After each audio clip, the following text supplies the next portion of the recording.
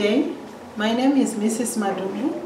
I want to take you through the business studies lesson, which is a continuation of my lesson on case studies.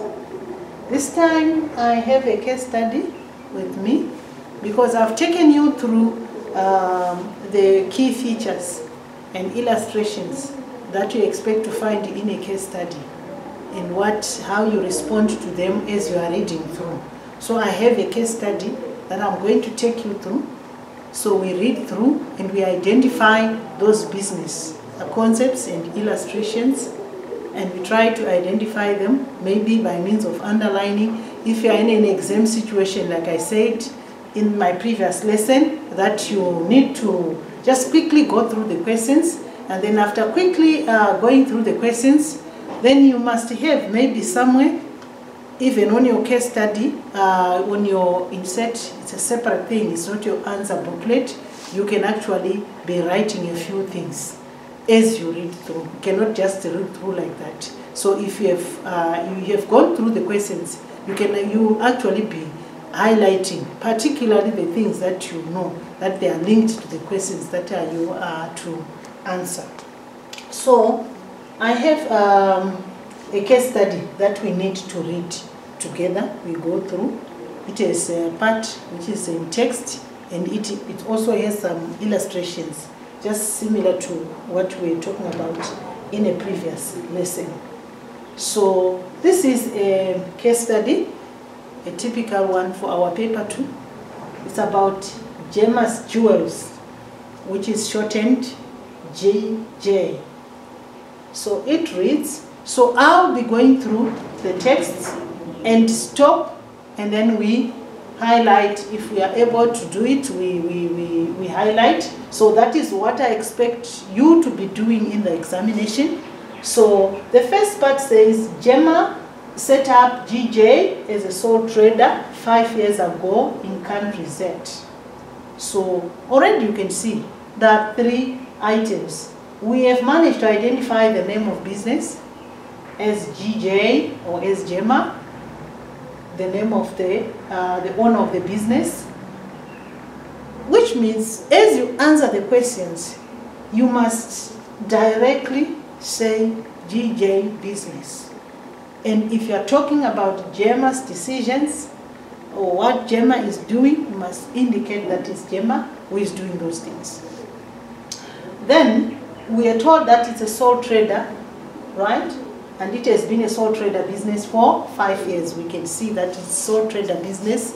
We can easily link it or associate it with some of the problems that we have in sole trader businesses and some of the strengths that sole trader businesses will be having. Like, you know that it means Gemma is the one who is actually running the business. She's the manager. She's working in the business. She's making decisions alone. She's enjoying all the profits alone. And in most cases also, on the other hand, she could be lacking capital. And on the other hand, she could be also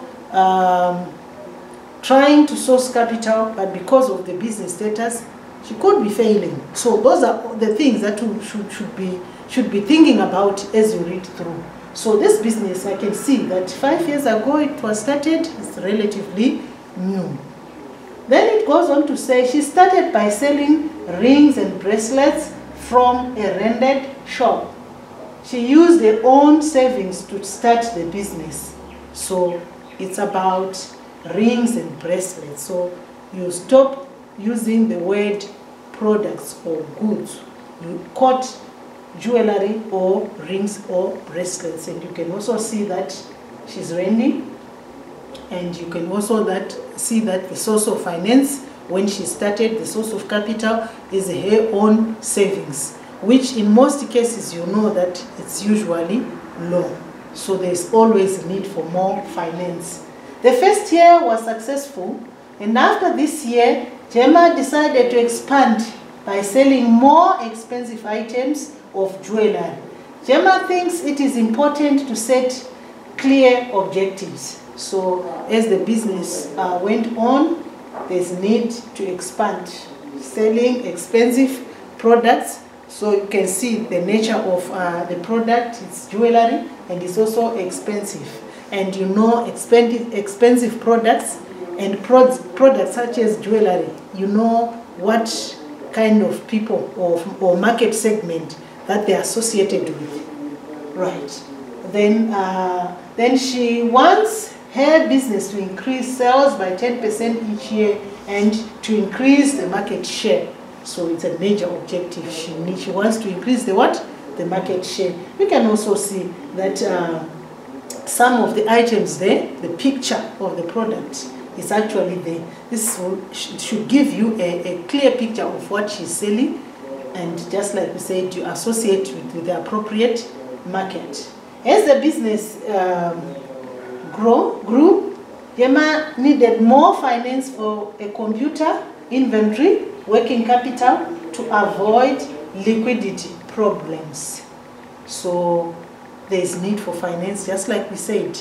Her own savings could not buy maybe most of the things.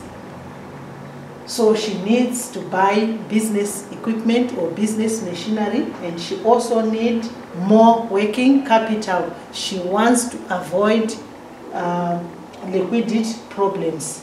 So she decided to convert the business to a private limited company and sell shares to members of her family. And she still owns 50% of the shares in GJ. Now the business status has been changed from sole trader business. It means it's now incorporated. It is now a private limited company. It has more than one business owners. Even the language itself, it should change. Where we used to say the owner of the business, now we're talking about shareholders, because there are several family members now who are part of the business. But you can see in terms of decision making or shareholding, she's still having 50%. In 2019, Emma purchased a franchise from Beauty-Wise Jewelry. This means GJ is now only able to sell Beauty-Wise products in its shop, and GJ has to purchase all its inventory from the Beauty-Wise, and in addition, pay 20% of gross profit to Beauty-Wise. More details about the franchise are in the advertisement in Appendix 1. There is another item now. In addition to being a private limited company, this business is also now a franchise. So it means you start to think of franchise businesses, start to think about the advantages and disadvantages of franchise business, start thinking about the major advantages. Like you can see that they get the inventory from the franchisor, and also start to think of the major disadvantage that they end up paying or sharing profits. Right. So Gemma has developed a website so customers can order online. Customers can also download a mobile cell phone app to view and order jewelry. See how far she has gone? It means in terms of marketing, she has a website. Customers can view those products. You know the advantages of advertising on a website. If they even have proper packages, they can even view the product even from all angles, right? And customers can also download a mobile cell phone application that they can also view, and they can order from home. Gemma plans to open a second shop as a Beauty-Wise franchise in a nearby town. She has to decide which methods of sales promotion to use, right? That's expansion, and that is getting into another area, geographical area as well. And they are also thinking of another technique of self-promotion, right? So GJ needs to recruit a manager for the new shop. The manager will be responsible for operating the shop and making most of the decisions about which items of inventory to buy. The manager will also need to ensure excellent customer service is provided and the new employees are motivated and working efficiently. Yes, those are plans for the new business, new manager, and you can see there's a bit of decentralization in terms of or delegation, in terms of decision making. You can also see that they aim, another business objective is excellent customer service. You can also see that another objective, they want people, workers, employees who are motivated and they want them to work efficiently. So the description of the business ends there. Then now we go to those other additional items that we discussed in the previous lesson. You can see that this is an advert. It's just a plain advert without a picture, but still we've seen the picture in the case study. So this is just an advert. You can see it came with the franchise, right? So it says, become a franchisee to sell beauty-wise jewelry and improve your chances of success. Then they offer the beauty-wise jewelry. Beauty-wise advertises on television and in newspapers. You can also see that it helps and advise on decoration of the shop, training of the employees and the franchise, and ethically sourced jewelry imported, especially for beauty-wise. And the franchise fee is just $50,000 per year. So all the package is indicated. So you can see. And as we move on, the other one is a newspaper item. We spoke about communication. So this is a newspaper item. You can see it is on external factors affecting the jewelry market in January. Remember we said in country Z, remember we said this communication, especially press releases, they come with information on the business environment. You can see that